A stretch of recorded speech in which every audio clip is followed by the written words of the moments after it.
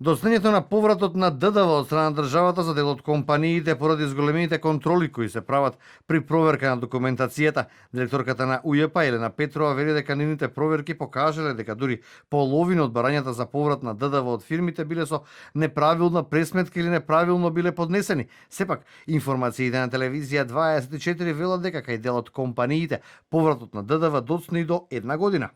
Мораме да ги правиме тие контроли, бидејќи на тој начин штитиме од буџетот неосновано да не се одлеваат средства. Тие контроли може да бидат и до година дена?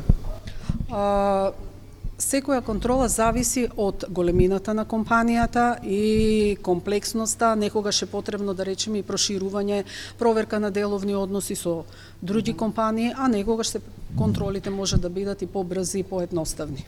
Не само компаниите, со реакции во јавноста и на социјалните мрежи излегува и поголемиот дел од граѓаните кои се жалат дека доцне исплатата на мој ДДВ. Граѓаните си ги бараат парите од сканираните фискални сметки, а директорката Петрова вели процесот е во тек. Досега за третиот квартал исплатени биле 550 милиони денари, а подготвени биле налози од над 370 милиони денари.